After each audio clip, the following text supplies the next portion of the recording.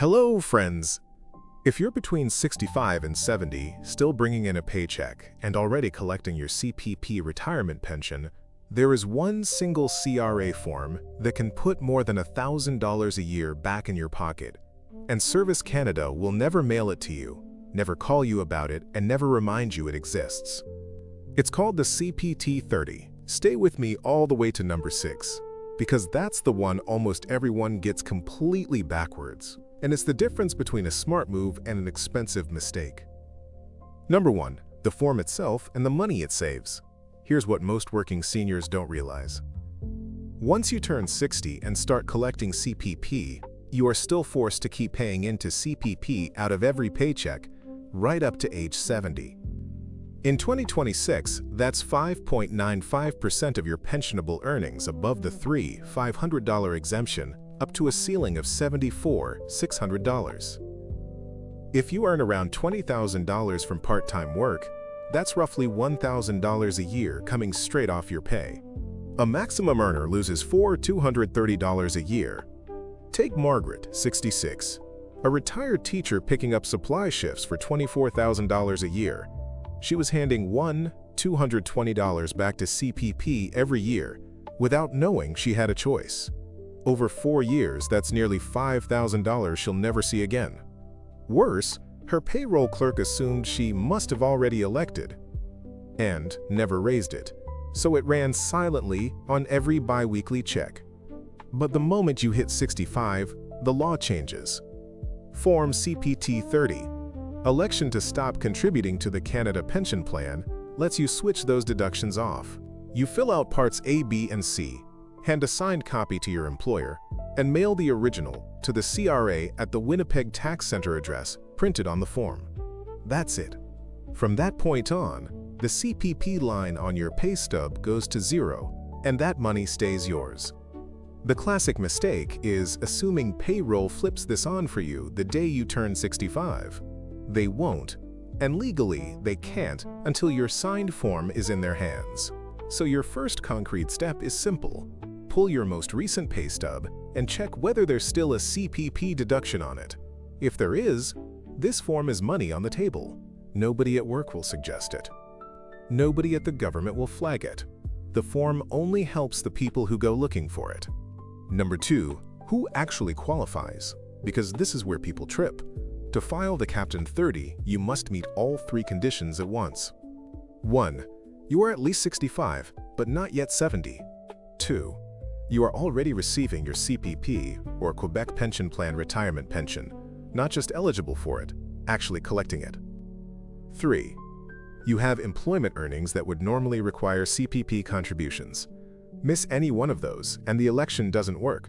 The most common mistake? People who are 60 to 64 try to opt out. You cannot. Under 65, the law gives you no choice. You contribute, full stop. Frank, 63, mailed in a CPT 30 last spring, told his boss the deductions were done, and moved on. 10 months later, his T4 still showed about $1,000 withheld, because the form is simply void before 65. His letter did nothing but sit in a file, and he'd budgeted around money he never actually kept.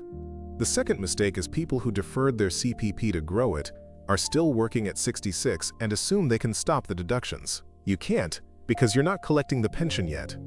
Dennis did exactly that. Delayed his pension to age 68 for the bigger check, roughly 8.4% larger per year of deferral, then tried to file at 66, and payroll rightly kept deducting because no pension was flowing. So before you touch this form, make sure your CPP retirement pension is actually flowing into your bank account. If it isn't, filing CPT 30 does nothing but create paperwork. Number 3, the timing trap that quietly eats your money. This one costs people hundreds of dollars. And it's pure carelessness. The election does not take effect the day you sign it, and it is not retroactive. It takes effect on the first day of the month after you give the completed form to your employer. Hand it to payroll in June, and it starts July 1st. Every dollar deducted before that effective date is gone. You don't get it back, and you can't backdate the form to reclaim it. Dale signed his form on June 2nd, but left it in the glove box of his truck until September. On his $24,000 income, that's about $100 a month, so 3 months of sitting on it cost him roughly $300 he could never claim back. The price of a tank of gas every payday, burned for nothing. So if you've decided to stop, don't sit on the form for 3 months while it lives in a drawer. And remember this, and here's your reminder about number 6 coming up.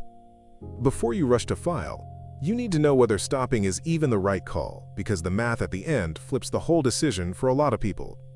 Get the form to payroll in the first week of the month. Write the handoff date on your own copy, snap a photo of it as proof of delivery, and confirm the CPP line actually drops to 0 on your very next stub. If it doesn't, chase it before another month's contributions disappear. Number 4. The multi-employer and self-employed trap. If you work more than one job, listen closely, because one form does not cover all of them. When you elect to stop, you have to give a copy of the CPT-30 to every current employer and to any employer you take on later.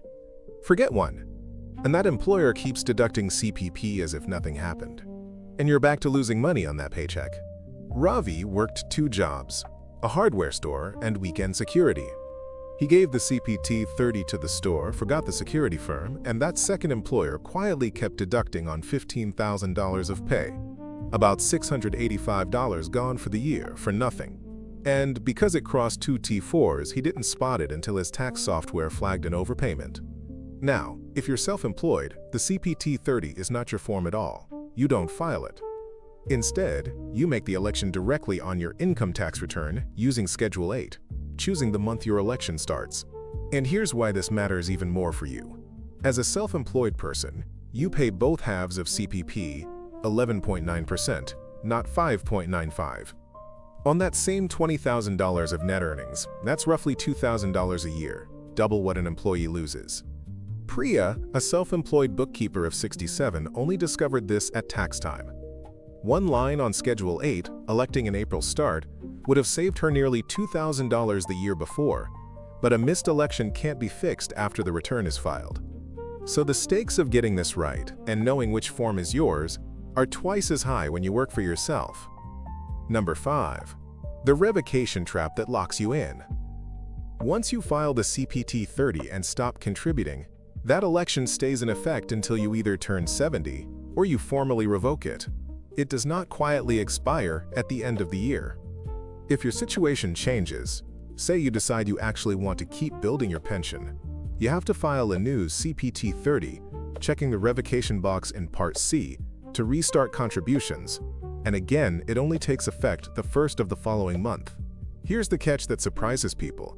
You generally can't flip back and forth whenever you like. You're limited to one election or revocation in a calendar year with a given employer. Helen learned this the hard way. She filed to stop in February, changed her mind in May after her hours jumped from 10 to 30 a week, and found she was locked out of restarting until the next January, because she'd already used her one change for the year with that employer, a full 8 months, where she couldn't rebuild her pension no matter how much she now earned. So this isn't a switch you flick on and off month to month. Treat it as a real decision. Decide once, for the year, and only after you've run the number in the final point, because that number is where most people's instincts lead them straight into the wrong choice. Number 6. The one almost everyone gets backwards. Here's the instinct. Stopping saves me $1,000 a year, so of course I should file the form. It's free money. That instinct is wrong more often than it's right, and here's why. Every year you keep contributing, after 65 doesn't vanish. It earns you a brand new benefit called the Post-Retirement Benefit, or PRB. It's added to your CPP check. It's paid for the rest of your life, and it's indexed to inflation. A full year of maximum contributions in 2026 buys you a PRB of about $54 a month, roughly $656 a year for life, that goes up with inflation and that you can never outlive. Run the break-even. An employee paying about $4,200 a year for a $656 lifetime, inflation-protected raise recovers the cost in roughly 6 to 7 years. Picture 2 65-year-olds. George stops immediately and banks about $4,200 a year. Bill keeps paying from 65 to 70, and each of those 5 years stacks another PRB on top. By 70, that's roughly $270 a month in extra lifetime pension. And by his mid-80s, those payments have returned well more than the $21,000 he put in, and they never stop.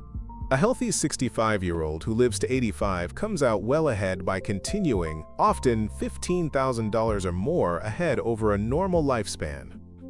So for many workers, stopping is the worst deal, not the better one. Now flip it. If you're self-employed paying double, or you have serious health concerns and a short horizon, the break-even stretches past 10 years and stopping clearly wins.